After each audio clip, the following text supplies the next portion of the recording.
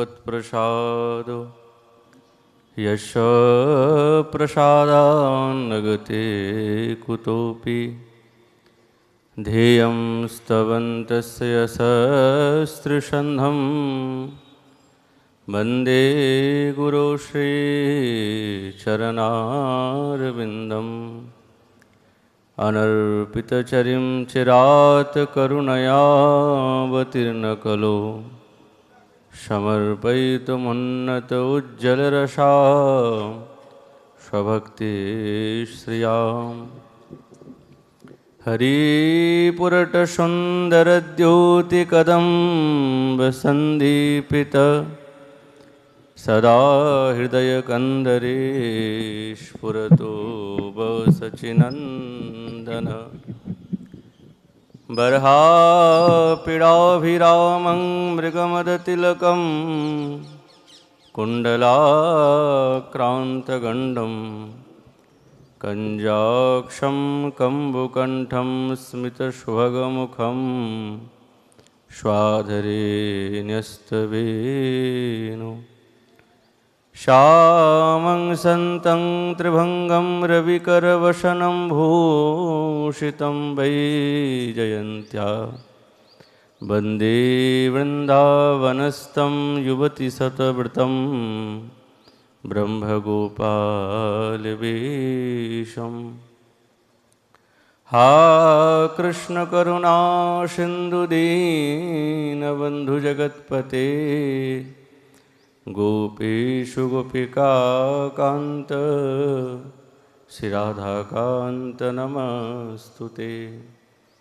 तप्तकाञ्चन गौराङ्गी श्रीराधिवृन्दावनेश्वरी वृषभानुसुते देवी तं नमामि हरिप्रिये नारायणं नमस्कृत्यं नरं चैव नरोत्तमं देवीं सरस्वतीं व्यासं ततो जयमुदीरये तुलसीकननं यत्र यत्र पद्मवनानि च पुराणपठनं यत्र तत्र सन्निहितहरिः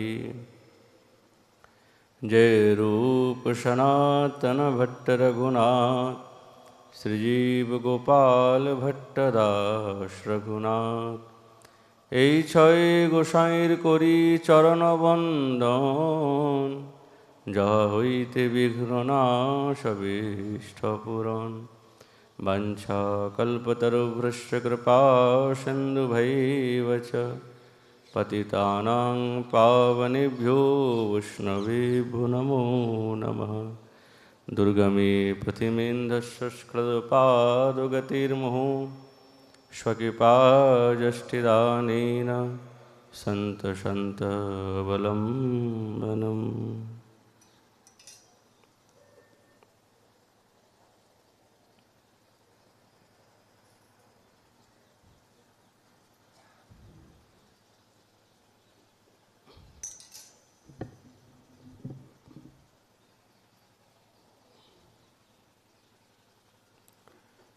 ओम नमो भगवते वासुदेवाय श्री श्री वेणुगीतं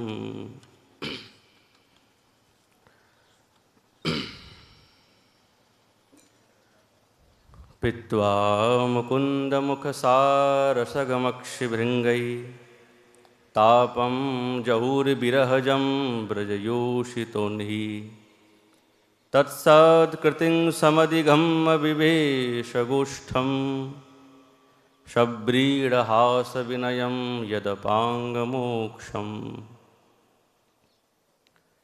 कलिजुग पावन अवतार नदिया बिहारी लाल श्री कृष्ण चैतन्य महाप्रभु तार पार कारुण्ये श्री श्रीमद्भागवत दिव्य अमृत स्वरूप सुखदेव मुख निश्चित वेणुगीत সেই প্রসঙ্গেই সুখদেব মহারাজ বর্ণনা করছেন, পিত্বা মুকুন্দ মুখসার সঘমক্ষ ভৃঙ্গৈ স্তাপম জহুর বিরহজং ব্রজয়োষিতোনি। সারাদিনের যে বিরহ ব্রজবালাগণের, কেননা আমাদের আচার্যগণ পূর্বেই বলেছেন যে প্রেমেরই স্বরূপ হচ্ছেন বিরহ। এই বিরহের দ্বারাই সাক্ষাৎ শুদ্ধ প্রেমের প্রকাশ পায়। বিরহ আমাদের জগতে অনেক প্রকার আছে, কিন্তু ব্রজরামাগণের যেই প্রকার গোবিন্দের প্রতি বিরহ, এই রকম বিরহ আর আমরা অন্যত্র কুত্রাপি পাই না, আর সম্ভবও না। তাদের কাছে গোবিন্দ এক মুহূর্তের জন্য যদি কোথাও সরেও যান, যেন তাদের মনটা এত চঞ্চল হয়ে যায়, এত অস্থির হয়ে যায়, মনে হচ্ছে যেন দেহের থেকে প্রাণটাই বেরিয়ে গেল। এই ধরনের যে বিরহ, সেই বিরহ তাপে তারা সবসময় জর্জরিত থাকে। কিন্তু এই সারা দিনের যে বিরহটা কাটে কি করে, নষ্ট হয় কি করে? যখন তাদের এই নেত্রভৃঙ্গ সাক্ষাৎ গোবিন্দের দিব্য রূপামৃত দর্শন করে ফেলে। কিন্তু সাক্ষাৎভাবে একবারে সোজাসুজি না, লুকিয়ে বা কোথাও। আর এই হচ্ছেন পূর্বরাগের বৃত্তান্ত। যেহেতু বেণুগীত গীত তো আছে, বেণু কি পূর্বরাগের পরে কি কোনোদিন বেণুর শব্দ শ্রবণ করেন নাই? করেছেন। কিন্তু সেই বেণুর শব্দের শ্রবণের এবং পূর্বের মিলনের পূর্বের বেণুর শব্দের শ্রবণের মধ্যে তারতম্য আছে। আর সেই তারতম্য আমাদের আচার্যগণ শ্রীজীব গোস্বামী চরণ এবং চক্রবর্তী পাদ তাদের দিব্য রসামৃত ঢেলে বর্ষণ করছেন। কেন রাধা গোবিন্দের এই যে দিব্য ভাব, আমরা জানি যে দুই প্রকার। এক হচ্ছেন দুই প্রকার হলেও কিন্তু আমাদের যথার্থ সার বস্তু, সেটা হচ্ছেন পরকীয়া রস। আর এই পরকীয়া রস কেবলমাত্র ব্রজ ছাড়া অন্যত্র কুত্রাপি নাই, কোথাও নাই। ব্রজ বিনা ইহার অন্যত্র নাহি বাস, কেবল ব্রজেই আছে। ওই জন্য এই পরকীয়া শব্দের যথার্থ অর্থ কি? যেহেতু আমাদের আচার্যগণ শ্রীরূপচরণ অনেক রূপে বর্ণনা করেছেন, তো উনারই সিদ্ধান্তটাই হচ্ছেন আমাদের কাছে শিরোধার্য। পরকীয়া ভাব অতি রসের উল্লাস, ব্রজবিনা ইহার অন্যত্র নাহি বাস। এই রাধা গোবিন্দের যাবতীয় লীলা, সেই সমস্ত লীলা হচ্ছেন পরকীয় লীলা। ওই জন্য কবিরাজ গোস্বামীপাদ বললেন, এই যে দিব্য রসামৃতির উল্লাস, এটা কেবলমাত্র পরকীয়া ভাবেতেই সমুদ্ভব হয়, আর অন্যত্র ভাবে প্রকাশ পায় না। যেহেতু গোবিন্দে কৃষ্ণের কান্ত তো অনেক আছেন, কিন্তু থাকলে কান্তের ভেদ আছে। এক হচ্ছেন স্বকীয়া, আর একটি হচ্ছেন পরকীয়া। শ্রীরূপচরণ তার ব্যাখ্যাতে বলছেন, এই পরকীয়া দুই প্রকার। এক হচ্ছেন কন্নকাশ্চ পরোড়হশ্চ পরকীয়া দ্বিধামতা। এক হচ্ছেন কন্নকা, আর দ্বিতীয় হচ্ছেন পরোড়া। এই দুই প্রকার পরকীয়ার ভাব। কিন্তু এই ভাবটা কোথায় আছে? অন্যত্র আমরা কোথাও দেখতে পাই? বলছে কোথাও নয়। ব্রজেশ ব্রজবাসিন্য গোকুলেন্দ্র এতা প্রায়েণ বিশ্রুতা প্রচ্ছন্ন কামতা হ্যত্র গোকুলেন্দ্রস্য সৌখ্যদা। সুখের বাপ সৌখ্য। এই যে পরকীয়া ভাব কেবলমাত্র আমরা ব্রজেই পাই। ওই জন্য ব্রজেশ ব্রজবাসিন্য,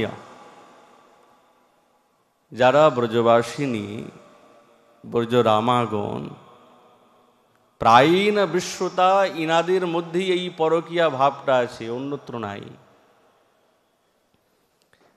ওই জন্যে কবিরাজ গোসাই পাদ বলছেন ব্রজবিনা ইহার অন্যত্র নাহি বাস। ব্রজ ছাড়া অন্যত্র কোথাও পাওয়া যাবে না, খুঁজলেও পাওয়া যাবে না। এই উল্লাসটা হচ্ছে এখানে। আচ্ছা, এদের মনের মধ্যে ভাবটা কেমন? বলছেন প্রচ্ছন্ন কামতা, সবসময় প্রচ্ছন্ন কামতা। আর ইনারা সবসময় সর্বদা সৌখ্যদা। কেমন করে গোবিন্দকে সুখী করতে হবে? সৌখ্যম দদাতি ইতি সৌখ্যদা।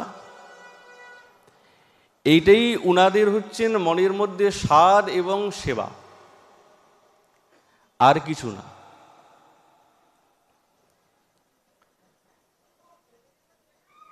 এটি হচ্ছেন পরকীয়ার স্বাদ। মায়া কলিত তাদৃশ স্ত্রী। আরো যদি আমরা ভালো করে বুঝি, আমাদের আচার্যচরণ বলছেন মায়া কলিত তাদৃশা স্ত্রী শীলেন অসূয়ুভি ন জাতু ব্রজদেবী নাং পতিভি সহসঙ্গম। যারা ব্রজবালাগণ মায়ার দ্বারায়, যোগমায়ার দ্বারায় এমনভাবে লীলাটাকে তৈরি করা হয়েছে, এমনভাবে তৈরি করা হয়েছে, সকলের মধ্যে তাদৃশ স্ত্রী শীলেন, স্ত্রী স্বভাব আছে, কিন্তু সমস্ত ব্রজদেবীগণ কোনোদিন পতির সঙ্গে মিলন হয় নাই। ন সঙ্গম। রূপগোস্বামী পাদ বলছেন না, ন সঙ্গম।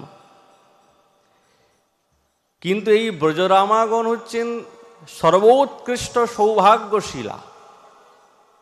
এদের মতন সৌভাগ্যশীলা আর কেউ নাই। আবার কিন্তু ইনারা হচ্ছেন শ্রেষ্ঠ প্রতিব্রতা শিরোমণি। কোনো হানি নাই, এরা কৃষ্ণের প্রিয়সী।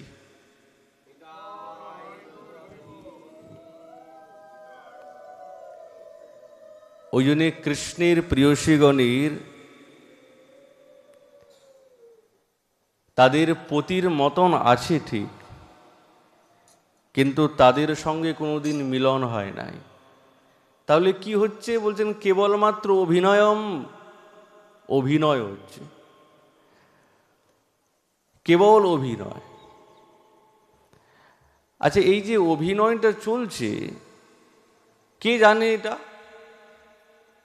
কে জেনেছে? এটা তো কেউ জানতে পারে নাই। যোগমায়ার কৃত্য। সাক্ষাৎ গোবিন্দ বলছেন মো বিষয়ে গোপীগণের উপপতি ভাবে যোগমায়া করিবে আপন প্রভাবে। আমি হন জানি যাহা না জানে গোপীগণ, আমিও জানি না, গোপীগণও জানে না। দোহার রূপগুণে দোহার নিত্য হরে মন। তাহলে পরস্পরের মনের যে আকৃষ্টতা, এই রূপ গুণ ইত্যাদি শ্রবণের দ্বারায়, গোবিন্দের দিব্য রূপামৃত গুণামৃত এই শ্রবণ করে ব্রজবালাগণের মন আকৃষ্ট হচ্ছে। আর ব্রজবালাগণের মন আর গোবিন্দের মন ব্রজবালাগণের রূপ গুণ শ্রবণ করে আকৃষ্ট হচ্ছে। কিন্তু কেউ জানে না। এইটাই হচ্ছেন পরকীয়া। কিন্তু শ্রীরূপচরণ দুই প্রকার বললেন শিল উজ্জ্বলী নির্মণি গ্রন্থে। এক হচ্ছেন কন্যকা মানে কন্যা, আর হচ্ছে পরৌঢ়া। কন্যা কাকে বলে? আমরা যেই রসের মধ্যে প্রবেশ করতে যাচ্ছি সেই রস জানতে গেলে আগে এই বস্তুগুলো অবশ্যই জানা প্রয়োজন। না হলে না আমাদের সেই ভজন সাধনের মধ্যে বারবার বিঘাত এবং নানা রকমের প্রশ্ন আসবে এই পরকীয়ার ভাব নিয়ে। ওই জন্য বলছেন কন্যা এবং পরৌঢ়া। কন্যা কাকে বলে? অনূঢ়া কন্যকা প্रोक्ता। ঊঢ় মানে বহ ধাতু, ঊঢ় মানে বিবাহিতা। আর অনূঢ় বলতে নাস্তি ঊঢ়া ইতি অনূঢ়া, যার বিবাহ হয় নাই। কন্যকা प्रोक्ता সলজ্জা পিতৃপালিতা, এবং খুবই লজ্জাবতী এবং পিতৃগৃহে পালিত হচ্ছে। সখী কেলিষু, সমস্ত সখীগণের সঙ্গে খেলা করে। বিশ্রবধা প্রায় মুগ্ধা গুণান্বিতা। এ হচ্ছেন কন্যার পরিভাষা।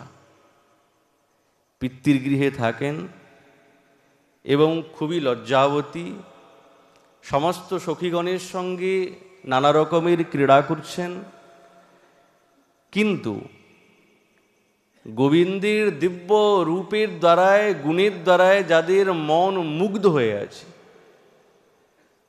তারাই। যদি মুগ্ধ না হয় তাহলে কিন্তু তারা কন্যা হলেও সেই ভাবাপন্ন কন্যা না। ওই জন্যে এই হচ্ছে কন্যার পরিভাষার মধ্যে কোন কন্যারা পরকীয়াভাবে উল্লসিত হয়েছেন? সকলে তো না। এই ব্রজেতে অনেকেই তো কন্যা আছে, অনেকেই তো কন্যা ছিল, কিন্তু সকলের মন কি সেই রকম আকৃষ্ট হয়েছে? শ্রীজীবচরণ বলছেন সেই কন্যাগণের মধ্যে ধন্যা প্রভৃতি কিছু ব্রজসুন্দরীগণ কৃষ্ণের প্রতি এমন ভাব বিধান করেছেন, সেই ভাবটা হচ্ছে পতির ভাব বিধান। বিবাহ হয় নাই তো, হয়েছে কি? আর পতির ভাব মনের মধ্যে চিন্তন করে ওই 1 মাস কাত্যায়নীর ব্রত করছেন, দুর্গা ব্রত, দুর্গা পূজা করছেন। নন্দ সুতং দেবী পতি মে কুরুতে নম, এই তো মন্ত্র। হে দেবী, ওই যে নন্দসুত সেয়াতে আমাদের পতি হয়। আচ্ছা, যাদের বিবাহ হয়েছে তারা এরকম মন্ত্র কেন জপবে? জপবে কি? তাহলে যাদের বিবাহ হয় নাই তারাই এই মন্ত্রটা জপ করবে? ওই জন্যে জীব গোস্বামী পাদ বলছেন কন্যা। সেই কাত্যায়নী এবং দুর্গা পূজাইতেই যারা করছেন তারাই প্রায়শ কন্যা। তারা নন্দসুতকে গোবিন্দকে পতিরূপে পেতে চায়। আর এই জন্য কাত্যায়নী দেবীকে অর্চনা করছেন। চক্রবর্তীপাদ বলছেন কন্যকাস্তু মধ্যে ধন্যাদয় কন্যা দুর্গা ব্রতপরা। এই কন্যাগণের মধ্যে যারা এই ধন্যা নামক কিছু সুন্দরীগণ আছেন তারাই দুর্গা ব্রত উদযাপন করেছেন। সুখদেব মহারাজ বলছেন হেমন্তে প্রথমে মাসি নন্দ ব্রজ কুমারিকা। দেখুন শব্দ নিযুক্ত করছেন, নন্দ ব্রজ কুমারিকা। তাহলে সেখানে কারা ছিলেন? গোকুলস্য কুমারিকা ইতি অনুক্তে। সেখানে তো বলেন নাই যে গোকুলের কুমারীগণ।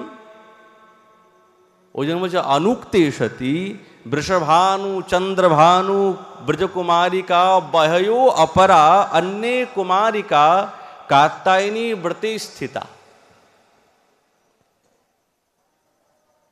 এর দ্বারা বোঝা যায় যে সেখানে আরো অনেকজন ছিলেন,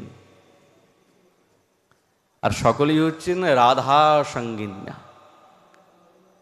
যারা বৃন্দাবনেশ্বরীর সঙ্গিনী, তারাই হচ্ছেন কৃষ্ণবল্লভা। কৃষ্ণবল্লভা ইতি পরকিয়া গেয়া, বিশ্বনাথ চক্রবর্তী বাদ বলছেন। আচ্ছা, এর প্রামাণ্য কি যে কুমারীগণ গোবিন্দকে প্রতিরূপে চায়? একজন সখী ভ্রমণ করতে করতে দেখছে কিছু সুন্দরী কন্যাগণ নানা নিজের সহপাঠিনীর সঙ্গে খুব খেলা করছে। এখনো যথার্থ বয়ঃপ্রাপ্ত হয়নি তারা, বস্ত্রের বেশভূষাও এখনো ঠিক করে জানেন নাই, কিন্তু তাদের মনের অনুরাগ কি এই সখী কিন্তু বুঝতে পেরেছে। সখী বলছে, ওহে কন্যাগণ, আমি বুঝতে পেরেছি তোমরা যে পরস্পর পরস্পর নিজের সঙ্গিনীগণের সঙ্গে এত খেলাধুলো করছো, আর এক বন থেকে আরেক বনান্তর তোমরা ঘুরে বেড়াচ্ছ, ভ্রমণ করছো, কারণটা কি আমি বুঝতে পেরেছি। তোমাদের তো এখনো বিবাহের বয়ঃপ্রাপ্ত হয় নাই, ওই জন্যে পিতামাতা তোমাদেরকে যথার্থ বর, তোমাদের বরের সঙ্গে বিবাহ দেয় নাই, তোমরা অনূঢ়া। কেমন বস্ত্র পরিধান করতে হয় তাও তোমরা ঠিক করে জানো না। কিন্তু আমি এইটা অবশ্যই বুঝতে পেরেছি তোমাদের মনের ভাবটা কি। কূজন্তিম শিখেপিচ্ছ মৌলি মুরলিম সোৎকণ্ঠ মাধুর্ণসী। আমি বুঝতে পেরেছি ওই যে মুরলীধর শিখিপুচ্ছ উড্ডীয়মান কুঞ্চিত কেশ বনমালায় সুশোভিত সেই বনের দেবতা এই বনে বনে বিথিকাতে ভ্রমণ করে বেড়াচ্ছেন।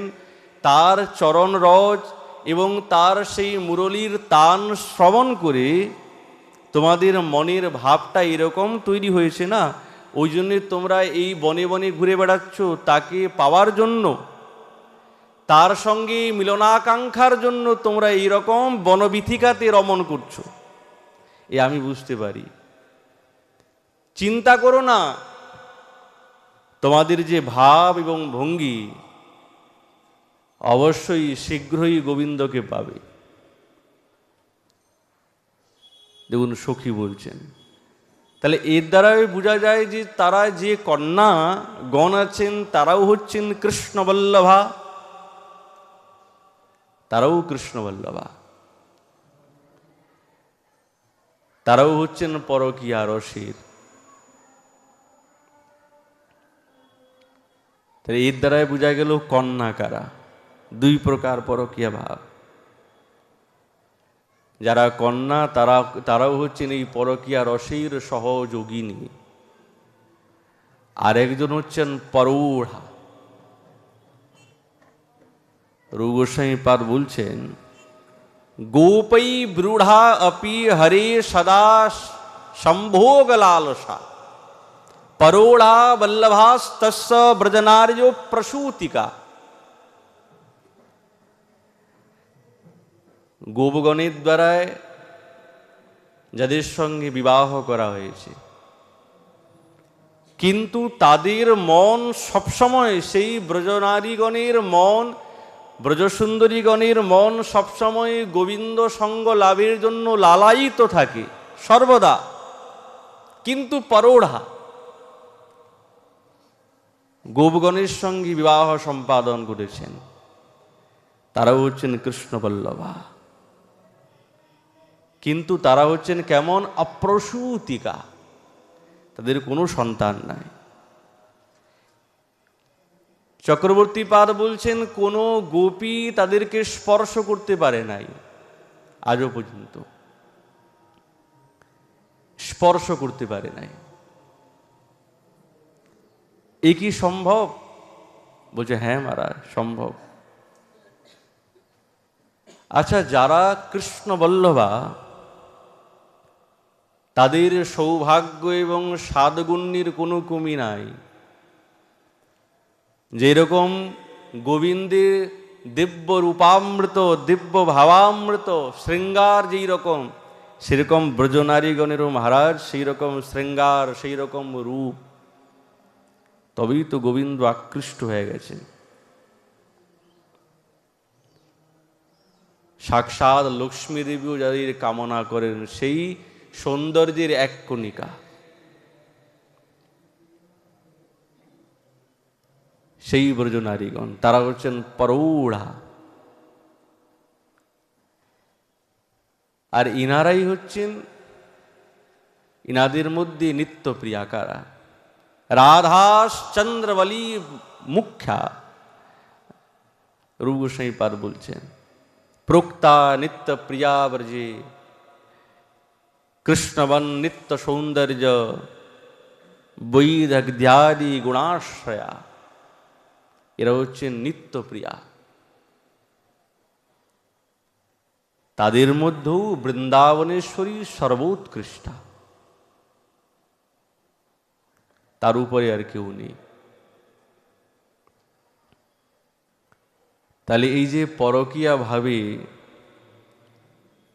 কন্যার তো কোনো অসুবিধা নেই, কিন্তু সবার থেকে সমস্যা এবং মনের মধ্যে দুশ্চিন্তা প্রকাশ করে যারা হচ্ছেন পরহুড়া, তাই না?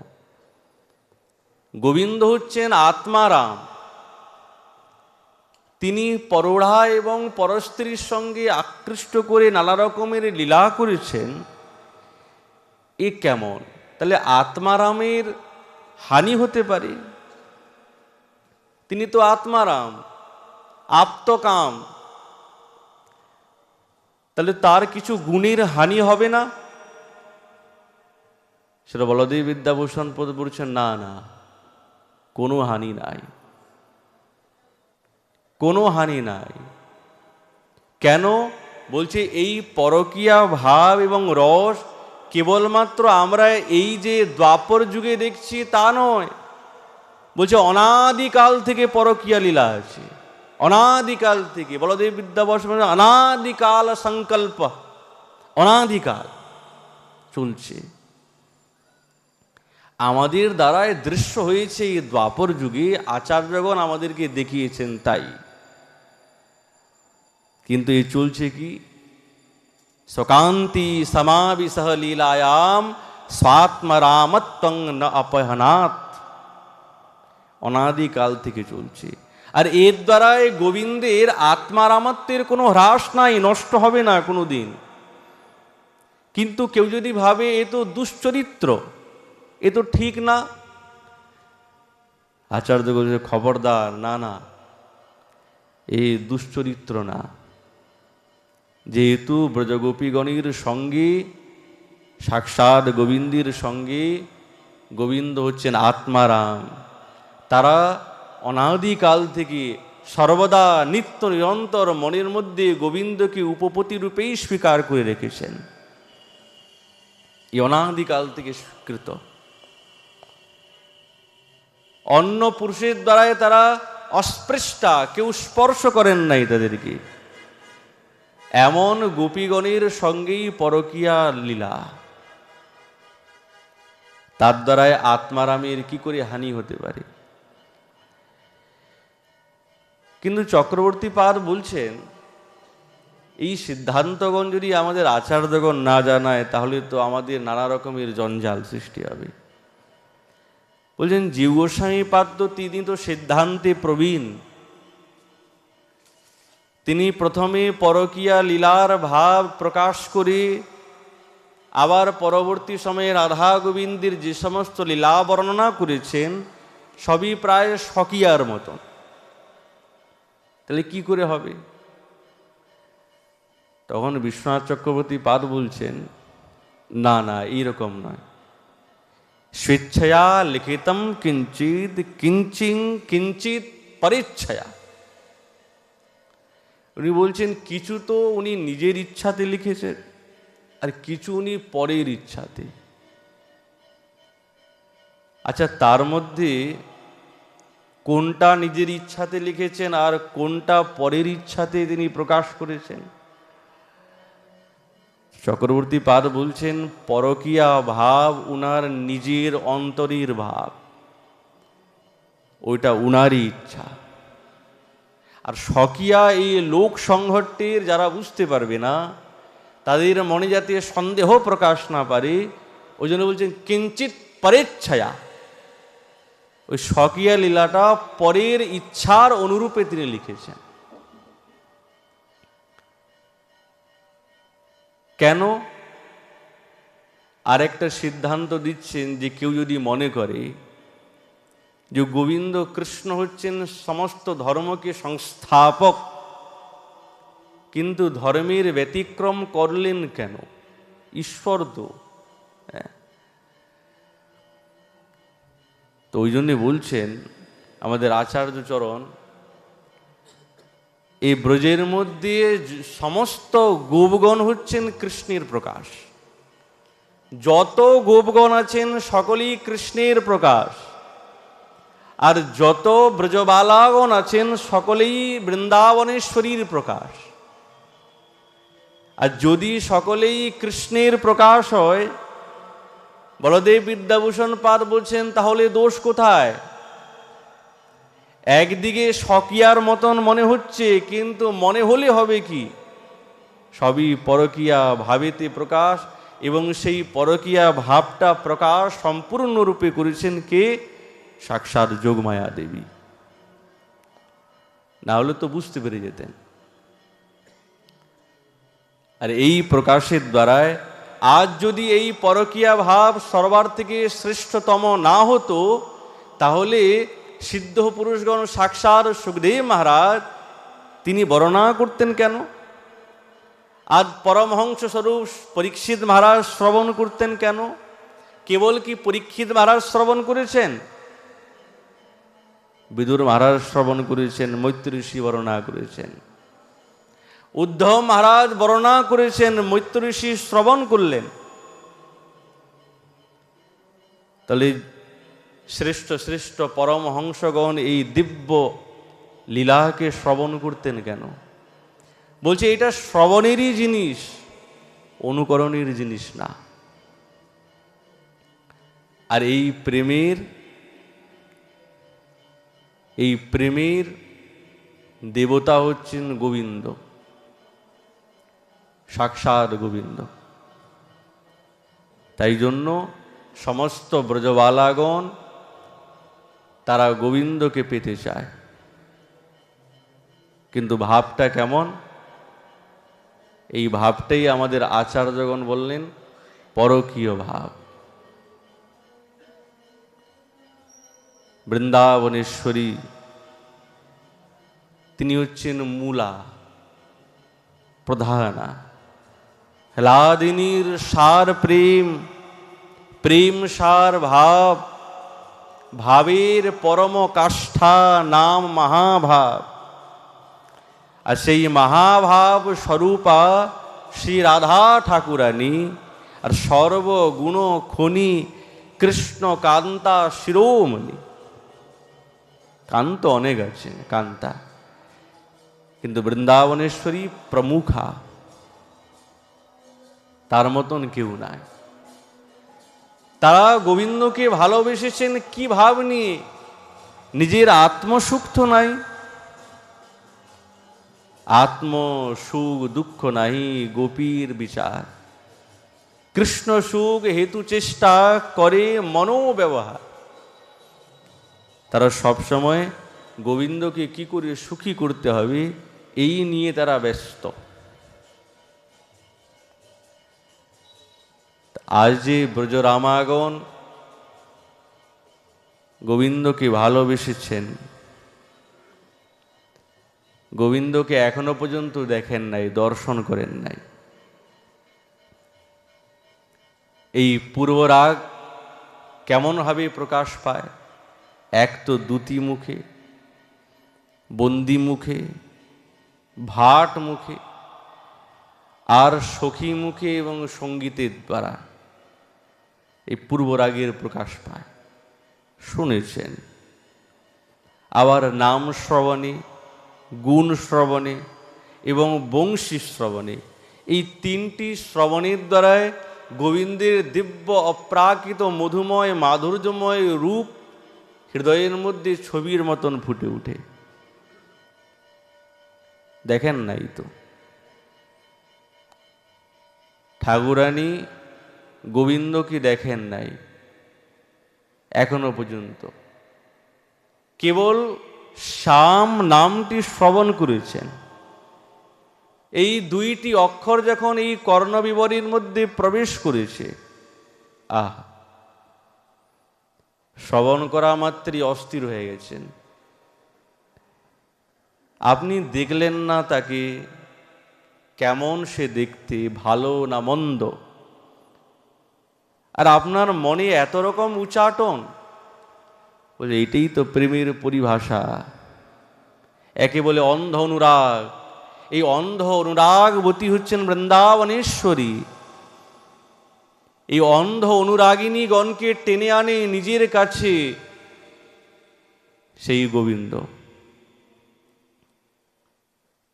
সেই নামের মাধুরী কেমন সমতা দেখুন, কেমন দিব্য বৃন্দাবনেশ্বরীর ভাবের প্রকাশ করিয়ে দিল। কুলবালা, কুল আছে, ঘরে আর থাকতে পারছে না, অস্থির হয়ে গেছে। কি শুনলাম, কোথা থেকে যে উড়ে এসেছে এই শ্যাম নাম বাতাসের দ্বারায়, এ তো বোঝা যাচ্ছে না। দুইটি অক্ষর, গোবিন্দ তো অনেক স্বরূপ আছে গোবিন্দের, কৃষ্ণের অনেক স্বরূপ, কিন্তু যতই স্বরূপ থাক, কিন্তু তার মাধুর্যমণ্ডিত নাম এবং মাধুর্যমণ্ডিত স্বরূপই হচ্ছেন বৃন্দাবনেশ্বরী মনকে আকৃষ্ট করে। অন্য কোনো স্বরূপের দ্বারায় ব্রজবালাগণের মন আকৃষ্ট হয় না, হয় না, কিছুতেই হয় না। দ্বাপরে তো আরও ভগবতীর অবতার আছে, কি তারা কি তাদের মনে এবং তাদের ভাব কি এইরকম? এইরকম তো না। কৃষ্ণের যতিক খেলা, সর্বোত্তম নরলীলা, নরবপু তাহার স্বরূপ, গোপবেশ বেণুকর, নব কিশোর নটবর, নরলীলায় হয় অনুরূপ। কবিরাজ গোস্বামীপাদ বলছেন অনেক লীলা আছে, কিন্তু যেই কৃষ্ণের শ্রীহস্তে মোহন মুরলী আছে, যিনি হচ্ছেন নবকিশোর এবং নটবর, নটানাং বরহ শ্রেষ্ঠ, সেই নটবর নবকিশোর তিনি হচ্ছেন বৃন্দাবনেশ্বরীর মনকে আকৃষ্ট করেছে, আর কেউ করতে পারে নাই। আর সেই গোবিন্দের নাম, সেই শ্যাম নাম শোনা মাত্রে মনের মধ্যে উৎকট প্রেম জাগ্রত হয়েছে। মাধুর্যময় তো নামের এত মাধুর্য আছে। বৃন্দাবনেশ্বরী বলছেন সেই কেবা শুনাইলে শ্যাম নাম, কানের ভিতরে দিয়া মরমে পশিল গো, আকুল করিল মোর প্রাণ। আমার প্রাণ যেন কেমন করছে, না জানি কতেক বধূ মধু শ্যাম নামে আছে গো, বদন ছাড়িতে নারে পারে, সেই কেবা শুনাইলি শ্যাম নাম। জপিতে জপিতে সেই নাম অবশ করিল গো, কেমনে বা পাশরিব তারে, শুনেছি, শোনা মাত্রই জপ করতে আরম্ভ করেছি। আর এই জপ করতে করতে করতে করতে কেমন যেন করছে, ভুলতে পারবো না। নামের পরতাপে যার ওই ছন করিল গো, তাহলে অঙ্গের পরশে কি বা হয়? কেবল নাম শ্রবণ মাত্রে যদি এইরকম অবস্থা, এইরকম দশা আমার হয়ে গেছে, তাহলে তার শ্রীঅঙ্গের স্পর্শ মাত্রে কি না কি হবে, বাস্তবিক কি হবে ঠাকুরানী তুমি বুঝতে পারছো না? বলছে না, নামের এত প্রতাপ, যেখানে বসতি তার নয়ানে দেখিয়া গো, যুবতী ধৈরম ধরম কইছে রয়, পাশরিব করি মনে পাশরানা যায় গো। ভুলতে চেষ্টা করলো তো বলি না, আর নাম শ্রবণ করা মাত্রেই সঙ্গে সঙ্গে প্রেমের ভাব জাগ্রত হয়েছে, মহাভাব, থাকতে পারছে না, চলছে। কি করিব, কি হবে উপায়? কহে দ্বিজ চণ্ডীদাস কুলবতী কুলনাশে, আপনার যৌবন যাচায়। সেই কেবা শ্যাম নাম শুনাইল গো, কে আমাকে শুনিয়েছে এই শ্যাম নাম, আমি তো আমার মতন রইলাম না। এ তো হবেই। যারা মাধুর্য আস্বাদন করতে চায় তাদের কাছে উৎকট অভিলাষী হচ্ছে রাগমার্গেরই মূল স্তম্ভ, তাই না? উৎকট অভিলাষ না হলে রাগমার্গের স্তম্ভ সে হতে পারে না, মূল এইটাই। ওই জন্যেই শ্রীপাদ শ্রীমতীর কৃপাদৃষ্টি লাভের জন্য ব্যাকুল হয়ে উঠেছেন, তার করুণা দৃষ্টি চাইছেন যে হে বৃন্দাবনেশ্বরী, আপনি যেই প্রকার গোবিন্দকে এইরকম নাম শ্রবণ করে তাকে বারবার নিজের কাছে তাকে দর্শন করতে, তার সঙ্গ লাভ করতে চাচ্ছেন, সেই করুণা কণাদৃষ্টি আমার প্রতি হোক। কেননা এই করুণা দৃষ্টির ভিতরেই রয়েছেন সেই অভীষ্টের সেবা, অভীষ্টের সেবা প্রাপ্তি। ওই জন্য ঠাকুর মহাশয় প্রার্থনা করছেন, ওহে প্রাণেশ্বরী, কবে মোর হবে কৃপা দিঠি। হ্যাঁ, আজ্ঞায় আনিয়া কবে বিবিধ ফুলবর, বচন শুনব দুহু মিঠি। আমাদের আচার্যগণ যেই রকম রাধা গোবিন্দের এই অপ্রাকৃত পরকীয়া স্বরূপ লীলা ব্রজে বর্ণনা করছেন, সাধক এই লীলাতেই তো প্রবেশ করতে চায় না, কি চায়? এটাই তো চায়। আর এইটাই হচ্ছে না রাগমূলগের প্রধান। মাগাটা কি?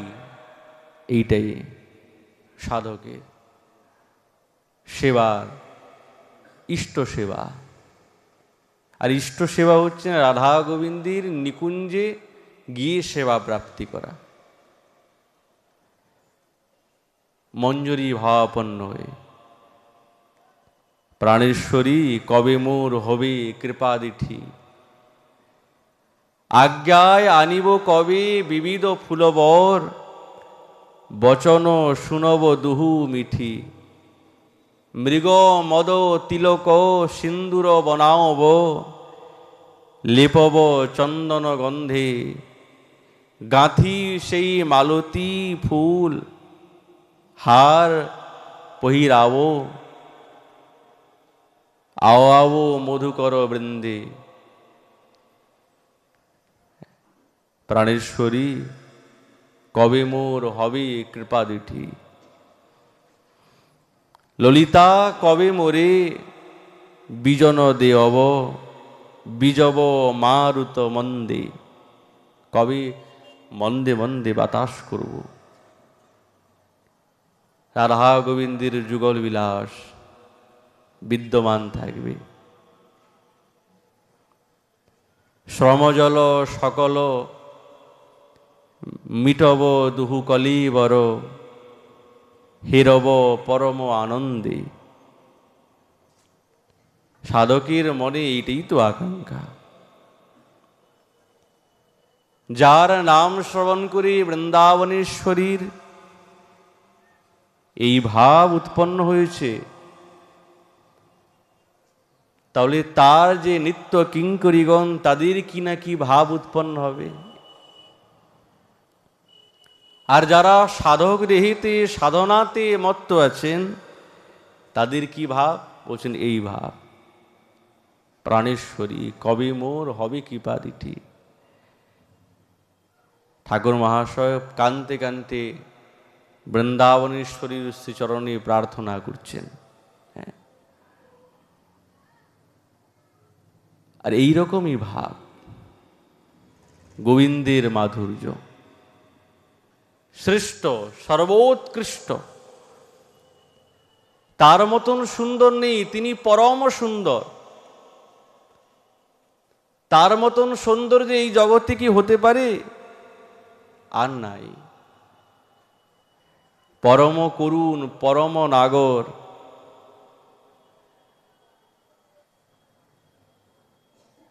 শ্রেষ্ঠ। সমস্ত ব্রজনারীগণের মনকে চিত্তকে হরণ করেছেন নিজের রূপ এবং গুণের দ্বারা। তবেই তো কৃষ্ণ মনটাকে টেনে ফেলেছেন। সেই কৃষ্ণ, সেই গোবিন্দ, সেই শ্যাম নাম শ্রবণ করে এই বৃন্দাবনেশ্বরীর মনে এই ভাব থাকতে পারছে না, অস্থির হয়ে গেছেন। নাম শ্রবণে ঠাকুরানীর মনে বিচলিত হয়েছেন। ধীরে ধীরে এই প্রকার বেণুশ্বরীর কাছে আমরা পৌঁছাবো। এই বলে আমাদের ভাগবতী কোথায় এখানেই বিশ্রাম। মহাপ্রভুর কৃপা হলে আগামীকাল আবার এই বিষয়ে আলোচনা হবে। তাই গৌর হরি।